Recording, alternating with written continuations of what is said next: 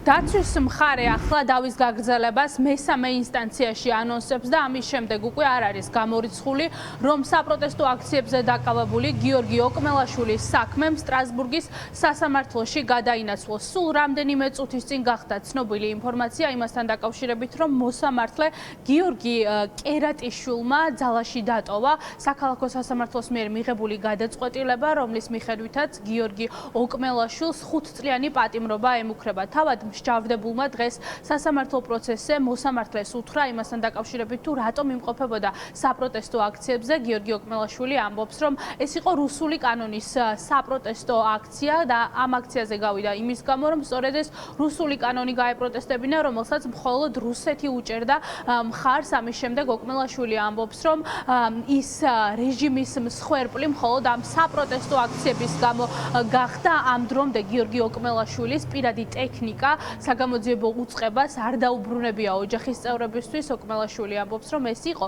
ოჯახის დიდი შემოსავლის წყარო და ამბობს, რომ ეს ტექნიკა აღნიშნულ საქმესთან დაკავშირებით არანაირ შემხებლობაში არ არის და ვერ ხსნის, რატომ არ უბრუნებს საგამოძიებო სამსახური ოჯახს იმ ტექნიკას, რომელიც საკმაოდ მნიშვნელოვანია.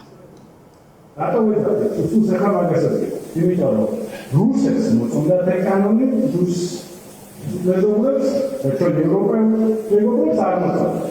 მაგრამ მაგიტომ ვეძახით ჩვენ რუსულ კანონს. ამ ყველაფერს ფონზე მივედით და გამოხატავთ ჩვენ პროცესს. იქ მხოლოდ პოლიციელებს ვეძახით ხმამაღლა რუსების წვეთებს. რადგან ისინი ბრაზდებოდნენ და გადმოდებდნენ და გვიხავთ.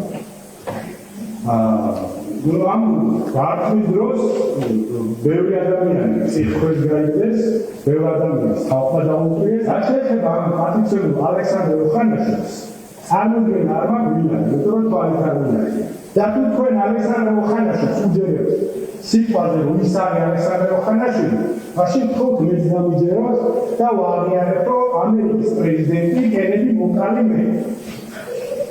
ამ სულ ვაღიარებთ და თქვენ მაგაზე ჩამასამართლოთ, იმიტომ რომ თუ იმას დაუჯერებთ, ვის არის ალექსანდრე ოხანაშვილი, მაშინ კენედის ძმები ვარ მე და თქვენ მეცად ნამდვილად. მიზანი მართლაც ცდილობენ, რომ ჩემი ბიზნესი გაანადგუროს. სააპელაციო სასამართლოს მოსამართლე გიორგი კერატიშვილის ხდომათა დარბაზიდანაც კი არ გასულა სათათბიროდ და სულ რამდენიმე წუთი დასჭირდა იმისთვის, რომ გადაწყვეტილება გამოეცხადებინა და ძალაში დაეტოვებინა საქალაქო სასამართლოს მიერ მიღებული გადაწყვეტილება. შემდგომი ნაბიჯი უკვე იქნება მესამე ინსტანციაში აღნიშნული საქმის გასაჩივრება. ოჯახის წევრები და იურისტები ამბობენ, რომ საქმეში არ დევს პირდაპირ მტკიცებულება, რაც გიორგი ოკმელაშვილის ბრალეულობას დაადასტურებს. დაცვის მხარე განმარტავს, რომ საქმეში არიან ჩართულები ცრუ მოწმე პოლიციელები. გადაწყვეტილებამ დღევანდელმა ისაჩვენა ისევ და ისევ, რომ ესენი არიან მთლიანად შეთანხმებულები კონკრეტულად იმ ნაწილში, რომ ყველა დანაშაულად ცნონ, მოიყვანონ ცრუ მოწმეები და ამითი ჩვენ დაგვაწარალონ. ძირითადად აქვთ ეს საქმიანობა და ამითი ბოლომდე ესე გააკეთებენ ყველასთან აბსოლუტურად. ჩვენ ამას რა თქმა უნდა ასევე წავიღებთ უზენაესში, უზენაესი ან მიიღებს, ან არ მიიღებს და შემდეგ ჩვენ ამას წავიღებთ აუცილებლად სტრასბურგში და იქ გავასაჩივრებთ. არანაირი გზით არ დგინდება, რომ ვიდეო ჩანაწერში გამოსახული პირი არის ალექსანდრე ოხანაშვილი ან სხვა კონკრეტული პირი.